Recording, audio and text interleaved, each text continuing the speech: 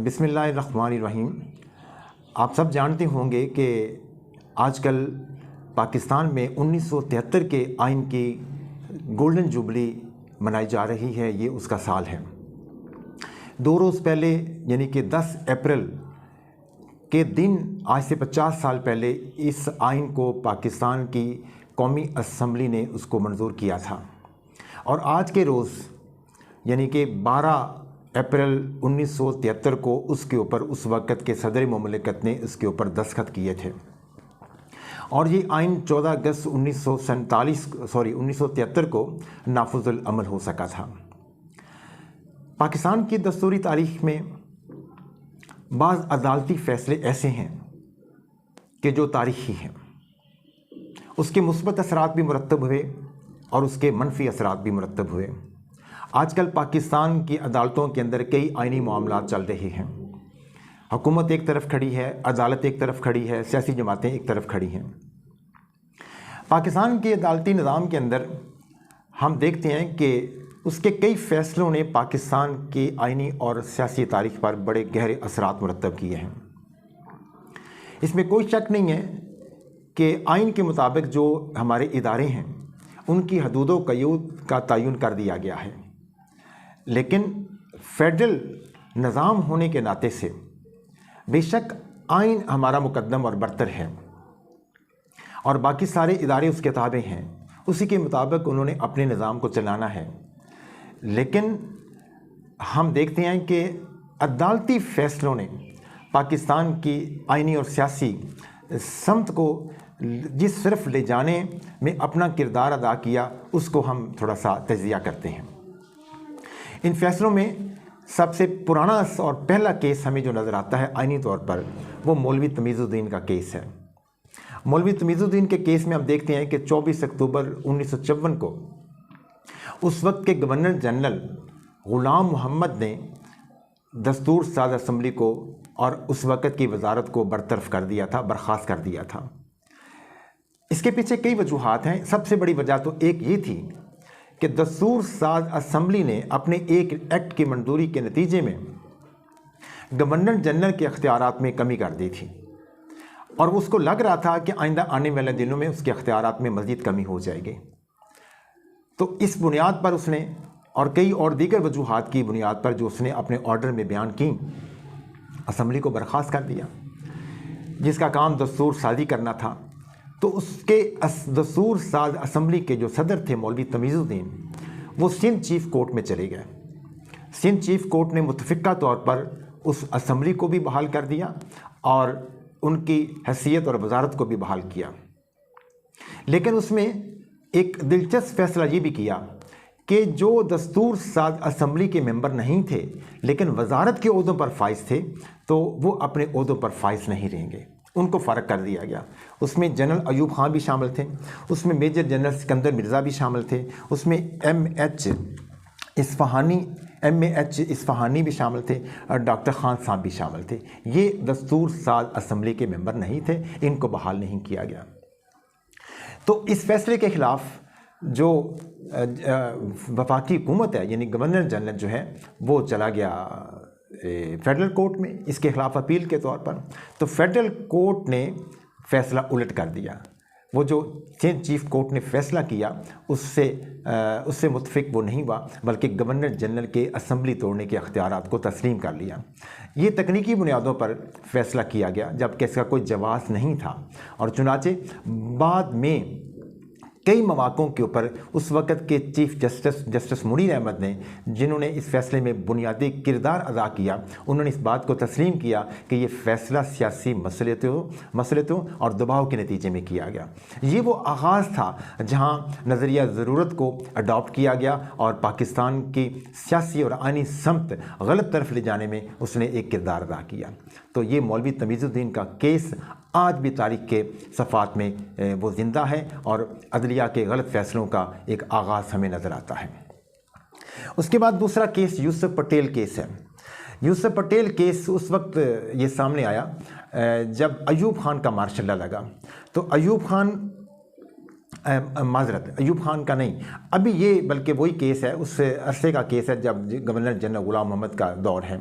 तो governor general ग़ुलाम मोहम्मद क्या चाहते थे कि वो दस्तूर साज असम्बली नए सिरे से बनाने की बजाय एक आइनी कन्वेंशन वज़ा करना चाहते थे और उसकी वसातत से वो दस्तूर अपनी मर्ज़ी का बनवाना चाहते थे। लेकिन इसके ख़िलाफ़ हम देखते हैं कि जो उसके एमरजेंसी पावर्स आर्डीनेंस के ज़रिए से अख्तियारात को समेटा, तो उसके ख़िलाफ़ यूसुफ पटेल अदालत में गए।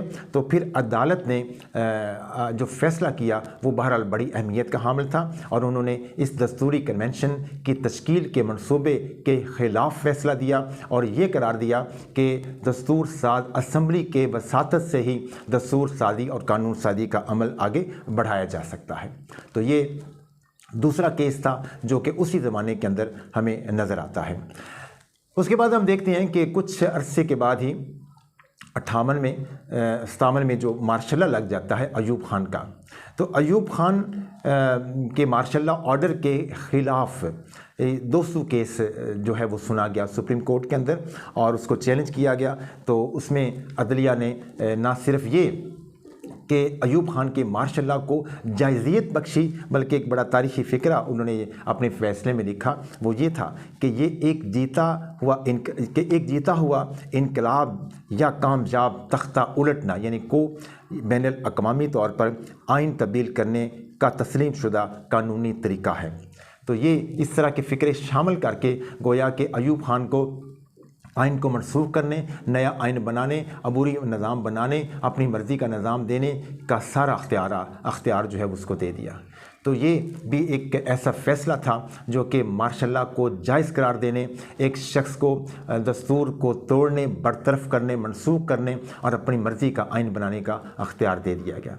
तो यहाँ भी अदलिया ने वो फ़ैसला किया जिसने पाकिस्तान के अंदर आमरीत को जला बख्शी और ताकत बख्शी। फिर हम देखते हैं कि एक और फैसला आसमा जिलानी का केस है। ये भुट्टो के इक़्तिदार संभालने के कुछ माह के बाद ही ये केस सामने आया कि जब ग़ुलाम जिलानी और अल्ताफ़ गौर की नज़रबंदी के ख़िलाफ़ सुप्रीम कोर्ट में आसमा जिलानी गई। ये चूँकि नज़रबंदी मार्शल लॉ रेगुलेशन के तहत की गई थी और उस वक्त मशरक़ी पाकिस्तान अलहदा हो चुका था और याह्या ख़ान इक़्तिदार से अलग होकर अपना अख्तियार आर्जी तौर पर वो वज़ीर आज़म भुट्टो के सुपुर्द कर चुके थे।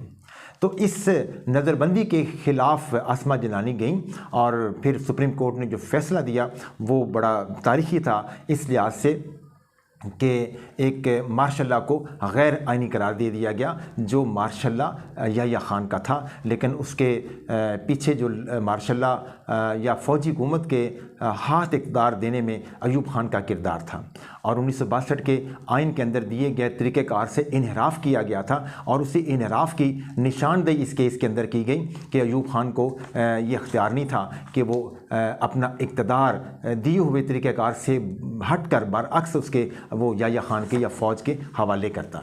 तो ये लेकिन बदकिस्मती के साथ ये फ़ैसला उस वक्त आया जब पाकिस्तान 2 लख्त हो चुका था, मशरक़ी पाकिस्तान हमसे अलहदा हो चुका था और अब इस तरह के फ़ैसलों की कोई शायद प्रैक्टिकली अहमियत ना रही थी। अलबत्ता एक इस फ़ैसले से आइंदा आने वाले दिनों में ये एक मिसाल कायम कर दी गई, नज़ीर कायम कर दी गई कि पहली मरतबा सुप्रीम कोर्ट ने मार्शल लॉ को नाजायज़ करार दे दिया। तो ये फ़ैसला भी बहरहाल अदालती तारीख़ में एक तारीख़ी था और अहमियत रखता है। उसके बाद देखते हैं कि 1977 में जब भुट्टो की हुकूमत को ख़त्म करके जनरल ज़ियाउल्लाह के इक़्तिदार संभालते हैं, मार्शल लॉ लगाते हैं, तो फिर नुसरत भुट्टो उस वक़्त के साबिक़ वज़ीर आज़म ज़ुल्फ़िकार अली भुट्टो को जो नज़रबंद कर लिया गया था तो उनके ख़िलाफ़ ये सुप्रीम कोर्ट में गई। दीगर इस तरह की और भी दरख्वास्तें थीं कि जो कि नज़रबंदी के हवाले से थीं, तो मुतफ़र्रिक़ तौर पर वो दरख्वास्तें समाअत के लिए फ़िक्स कर दी गईं। इस बात का ऐलान कर दिया गया था कि फ़लाँ तारीख़ को समाअत मुकर्रर होगी। तो उस वक़्त के चीफ़ जस्टिस मोहम्मद याकूब अली ख़ान थे। जनरल ज़ियाउल्लाह को ख़तरा लाहक हो गया कि मार्शल लॉ को चैलेंज किया जाएगा और उसके अहकामात को तस्लीम नहीं किया जाएगा और शायद वो ये मुश्किल में आ जाए। उन्होंने क्या किया कि एक मार्शल लॉ ऑर्डर के नतीजे में चीफ जस्टिस की जो मुलाजमत की शराइत हैं उसमें तब्दीली करके चीफ जस्टिस याकूब अली ख़ान को उनके ओहदे से रिटायर कर दिया और उनकी जगह पे अपनी मर्ज़ी की चीफ जस्टिस अनवारुल हक को नामजद कर दिया। चुनाचे वो जो केस का फ़ैसला होने जा रहा था, समाअत होने जा रही थी, वो अब एक नए चीफ जस्टिस के मातहत हो गया। चुनाचे वो फ़ैसला फिर यकीनी तौर पर उसी तरह से हुआ जिस तरह जनरल ज़ियाउल हक चाहते थे और मार्शल लॉ को जायज़ियत दे दी गई, उनके ऑर्डर्स को, उनके रेगुलेशंस को जायज़ करार दे दिया गया, जवाज़ को जायज़ करार दे दिया गया। यही नहीं, उसको जनरल ज़ियाउल हक को आइन में तरमीम करने का अख्तियार भी दे दिया गया, आइन में तब्दीलियाँ करने का अख्तियारात भी तफवीज़ कर दिए गए। चुनाचे उसने फिर आइन के अंदर वो तब्दीलियाँ की कि जिसने पाकिस्तान के आइन का हुलिया बिगाड़ दिया और आइंदा आने वाले सालों में फिर पै दर पै हमारी हुकूमतें भी वो तब्दील होती रहीं और असम्बलियाँ भी टूटती रहीं, जिसमें 58(2) ख़ास तौर पर उसने अपने आइन के अंदर शामिल करके अपने सदर के अख्तियारात में इजाफ़ा कर दिया था। फिर हम देखते हैं कि इंतखाबात को 1977 में ये आते हैं, फिर कुछ अरसे के बाद, कुछ साल के बाद मुसलसल इक़्तिदार में रहे, तो अवामी दबाव और सियासी दबाव के नतीजे में फिर 1985 में गैर जमाती इंतखाबात होते हैं जो जनरल ज़ियाउल हक ने कराए।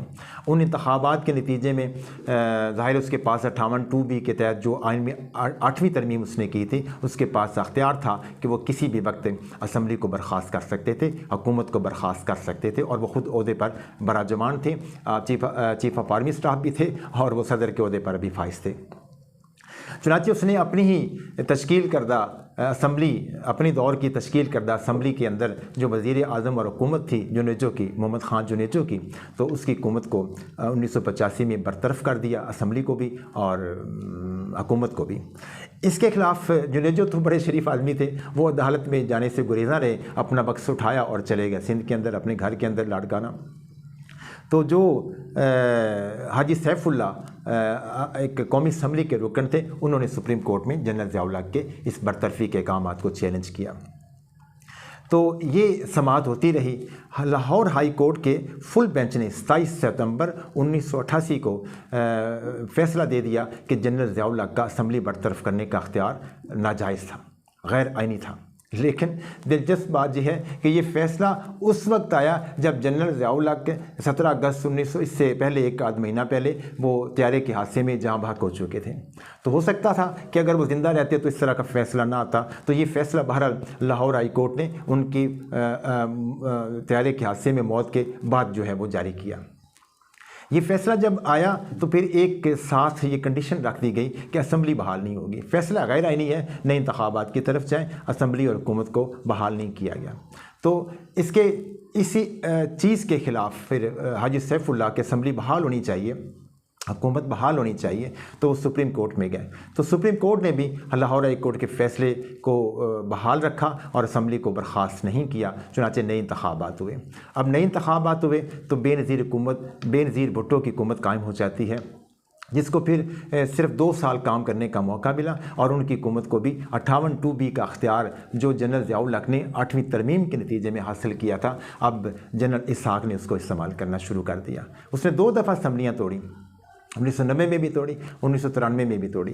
दोनों असम्बलियों के टूटने के नतीजे में जो मुकदमात हैं इनके ख़िलाफ़ वो सुप्रीम कोर्ट में गए। बेनज़ीर हुकूमत 1990 में 58(2) के तहत बरतरफ कर दी जाती है। चुनांचे वो इसको सुप्रीम कोर्ट में ले गई, लेकिन सुप्रीम कोर्ट ने उस वक़्त के सदर ग़ुलाम इसहाक़ ख़ान के इस इक़दाम को जायज़ करार दिया और बेनज़ीर हुकूमत को बहाल नहीं किया। फिर हम देखते हैं कि नए इलेक्शन होते हैं, नवाज़ शरीफ की हुकूमत कायम होती है। तो नवाज़ शरीफ की हुकूमत जो है वो 1993 में जनरल इसहाक़ ने दोबारा उसी 58(2) का इस्तेमाल करते हुए वो बरतरफ कर दी है। लेकिन पहली मरतबा ऐसे हुआ कि नवाज़ शरीफ सुप्रीम कोर्ट में गए और सुप्रीम कोर्ट ने उनकी हुकूमत को दोबारा बहाल कर दिया और वो दोबारा बरसर इक़्तिदार आ गए। लेकिन ये मामला टला नहीं है, एक आइनी बहरान पैदा होता चला गया और उस आइनी बहरान के नतीजे में सुप्रीम कोर्ट भी 2 हिस्सों में तकसीम हो गई। जस्टिस सज्जाद अली शाह एक तरफ हो गए, नवाज़ शरीफ और जस्टिस सज्जाद अली शाह के दरमियान एक आइनी जंग शुरू हो गई। नवाज़ शरीफ ने 58(2) और दीगर कई अख्तियारात के हवाले से आइन में 13वीं तरमीम की।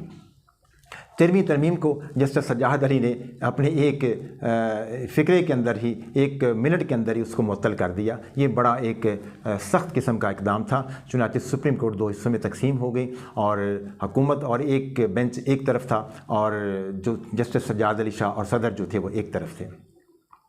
तो एक इस जंग के अंदर एक सुप्रीम कोर्ट तकसीम हो गई और हुकूमत भी किसी हद तक उसमें हम देखते हैं कि बड़ी ज़िम्मेदार है कि बिल आखिर इसी कशमकश के नतीजे में सुप्रीम कोर्ट के ऊपर हमला भी होता है और वो एक आइनी और सियासी बहरान पैदा हो जाता है। बिल आखिर इस्टेब्लिशमेंट ने अपना किरदार अदा किया तो सदर भी मुस्ताफ़ी हो जाते हैं और वज़ीर आज़म को भी मुस्ताफ़ी होना पड़ा। असम्बलियाँ बर्खास्त कर दी गई जिनके नतीजे में नए इंतखाबात का डोल जो है वो डाला जाता है।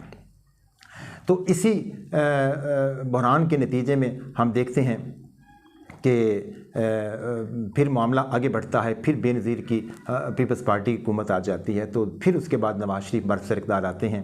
तो नवाज़ शरीफ जब दोबारा बरसर इक़्तिदार आते हैं तो गोया कि बेनज़ीर हुकूमत को भी बर्खास्त किया गया, नवाज़ शरीफ हुकूमत को भी बर्खास्त किया गया। तो बिल आखिर फिर हम देखते हैं कि दोबारा जब नवाज़ शरीफ बरसर इक़्तिदार आते हैं तो फिर 99 में उनकी हुकूमत का एक मरतबा फिर ख़त्मा कर दिया जाता है। किन के हाथों? जनरल परवेज़ मुशर्रफ के हाथों उनकी हुकूमत का ख़ात्मा किया जाता है। तो उसके नतीजे में ज़फ़र अली शाह जो हैं वो चैलेंज करते हैं जनरल मुशर्रफ के इक़दामात को। तो सुप्रीम कोर्ट के अंदर मामला बड़ा डिस्कस हुआ। तो उसके नतीजे में फिर क्या होता है कि सुप्रीम कोर्ट जो है वो जनरल परवेज़ मुशर्रफ के इक़दामात को जायज़ करार दे देती है कि मार्शल लॉ नहीं लगा, मार्शल लॉ लगाए बग़ैर ही उसने को किया, इक़्तिदार पर कब्ज़ा कर लिया और अपनी मर्ज़ी के मुताबिक आइनी इक़दामात उसने उठाए। तो जनरल मुशर्रफ के नवाज़ शरीफ की हुकूमत के ख़ात्मे और असम्बली के बरतरफ करने के अख्तियारात को जो है वो हम देखते हैं कि वो समेटते हुए वो जब मामला आगे बढ़ा तो सुप्रीम कोर्ट ने ना सिर्फ उसके इक़दामात को जायज़ करार दे दिया बल्कि उसको वो भी अख्तियारात दे दिए जो उसने मांगे ही नहीं थे। वो कौन से इख्तियारात थे कि वो आइन में तरमीम कर सकता है। चुनांचे उसने आइन के कुछ हिस्सों को मुअत्तल किया और अपनी मर्ज़ी के इक़दामात उठाए, उसने आइन में तब्दीलियाँ की। तो बाद में चलता चलता आगे फिर मामला बढ़ता चला गया। तो जनरल परवेज़ मुशर्रफ को कुछ अंदरूनी और बैरूनी तौर पर ऐसी हमायत दस्तयाब हो गई कि उसका इक़्तिदार काफ़ी आगे बढ़ता चला गया। तो लेकिन रफ्ता रफ्ता फिर सियासी दबाव उसके ऊपर आना शुरू हुआ और वो कमज़ोर उसकी हुकूमत होना शुरू हुई। तो उसने फिर इक़दामात उठाए। इक़दामात क्या उठाए कि उसने उस वक़्त के चीफ जस्टिस इफ्तिखार शाह को बरतरफ़ कर दिया, हटा दिया ओहदे से। कई और जज भी फिर उससे मुंसलिक हो गए। तो एक पूरी तहरीक का सामना करना पड़ा। उसने अपने इक़दामात को जायज़ करार देने के लिए, बचाने के लिए कई इक़दामात उठाए, एमरजेंसी तक नाफिज कर दी। तो इसी एमरजेंसी को फिर हम देखते हैं कि 2009 में कि जब तहरीक बहाली जो अदलिया का सिलसिला आगे बढ़ता है और उसको कामयाबी मिलती है और जस्टिस इफ्तिखार शाह दोबारा चीफ जस्टिस के ओहदे पर बहाल होते हैं तो उन्होंने फिर सदर परवेज़ मुशर्रफ के जो एमरजेंसी के इक़दामात हैं उनको नाजायज़ करार दे दिया। तो ये कुछ मुकदमात हैं जिनका मैंने आपसे ज़िक्र किया कि वो तारीख़ी मुकदमात हैं जो आइनी जिनकी मुश्काफ़ियाँ थीं और उनकी तशरीह करना मकसूद था। तो इसमें देखते हैं कि अक्सर फ़ैसलों के नतीजे में हम देखते हैं कि पाकिस्तान की सियासी और आइनी समत जो है वो दुरुस्त तौर पर आगे नहीं बढ़ी और पाकिस्तान एक आइनी बहरान का शिकार होता चला गया। पाकिस्तान सियासी अदम इस्तेहकाम का शिकार होता चला गया। तो आजकल भी हम देखते हैं कि अदालतों के अंदर इस तरह के आइनी और सियासी मामलात चल रहे हैं और आज भी ये बात ज़ेर बहस है कि उसके किए हुए फ़ैसले पाकिस्तान की समत का तयन करेंगे कि पाकिस्तान को किस तरफ जाना है। तो बहरहाल ये आपके सामने मेरी जो किताब है हमारी दस्तूरी तारीख़ उसके अंदर दर्ज उन मुकदमात का मैंने ज़िक्र किया कि जिन्होंने पाकिस्तान के अंदर आइनी और सियासी तौर पर अहम रोल अदा किया है। बहुत